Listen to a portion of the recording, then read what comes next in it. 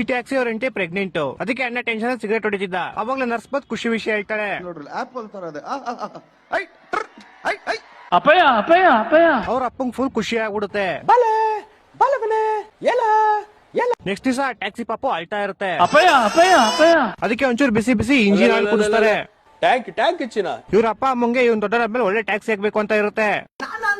ಆದ್ರೆ ಅಣ್ಣಂಗ್ racing car ಆಗ್ಬೇಕಂತ ಆಸೆ ಇರುತ್ತೆ.